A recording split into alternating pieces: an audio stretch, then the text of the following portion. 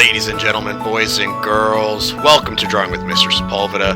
I'm Mr. Sepulveda, and today I bring to you episode 18, where I will be drawing Milotic.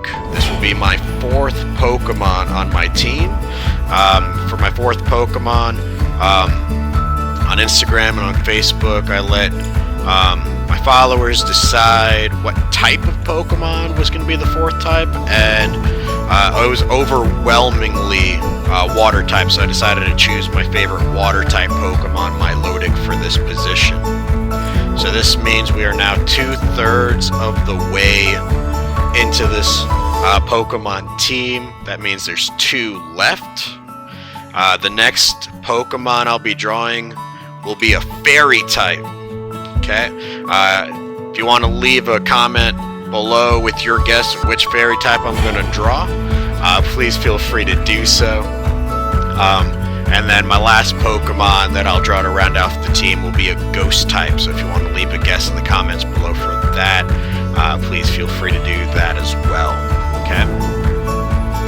So for this, I was using mixed media paper. I was going to do the outline digitally like I did for the last 2, but I just felt like doing this one traditionally, and so I decided to go ahead and sketch Milotic out with pencil, and then usually with my process, as soon as my lines are done, I'll go in with a kneaded eraser, and then just start erasing everything I did, and then come back into it with Photonosuke brush pen, so that I can do most of my exterior lines. For this one, I did end up using that same brush pen for some of the interior, and then I used some of Bianyo's water-resistant multi-liners to help me out with some of the interior as well.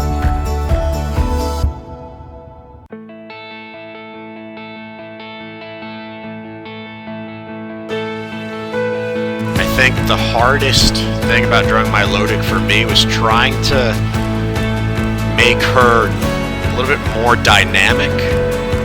I think that was a challenge because she's pretty much like the letter S, if you will. You know, she's kind of got that snake body like a superior. So it's a little bit tougher for me to do that as opposed to making something that has like 4 legs, or someone with 2 legs and jumping or moving. So for this one, I did try to have her be a little bit dynamic in the sense that I was having her do Hydro Pump. And so I know at the end, I could have done a little bit better with that Hydro Pump and trying to push that across, but I was pretty satisfied with the way this turned out, and I hope you guys enjoyed the end results.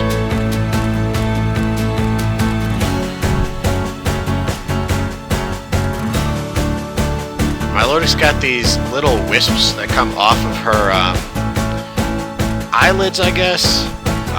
Little feelers of some sort. I think if I were to go back, I would probably put those moving towards the top of her head, as opposed to curling downward. So there are some changes that I would make if I were to redo this.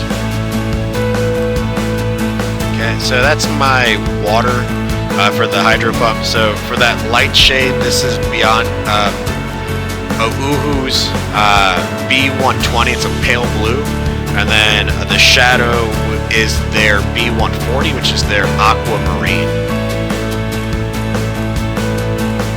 For the eyeball for Milotic, I use their R160, so that's a cadmium red, and then the main pink that's kind of going across her body is an apricot pink. That's their RB320 from their Honolulu series.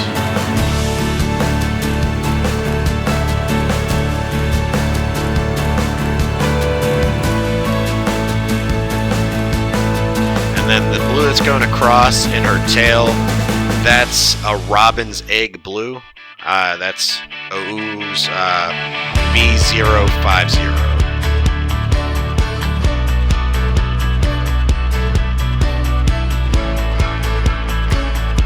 For the skin, I decided to go with their YR 110, which is their mellow peach tone. I thought it was light enough for her. I thought it came out pretty nicely. Normally when I do some of these Pokemons with skin tones, and I'm covering such a large area, I feel like I usually have to go over it twice, but this one I felt pretty comfortable with going over it just the one time.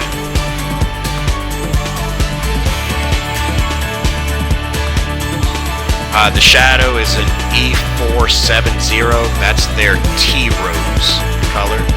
And then the Shadow going across the pink right there is the RG150, that's their red-gray 150.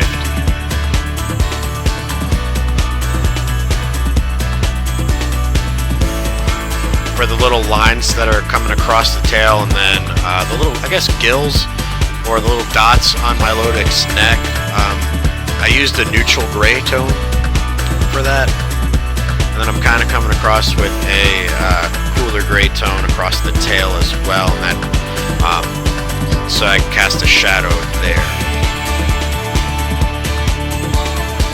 Here I am just kind of going back over the water, and then I kind of go a little bit lighter over it, and then I start using some of my pens, and I even pull out like a white colored pencil to try to make that Hydro Pump pop out.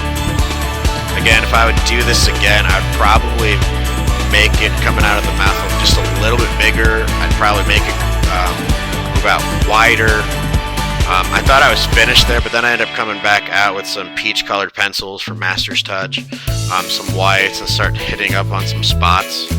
I even end up going with not an alcohol marker, but just like a regular Illustrator marker, and that one's a Robin's Egg Blue as well, just thinking that I wanted her to pop out just a little bit more, so I just went with an exterior line, just kind of going around her to make her pop out from the back.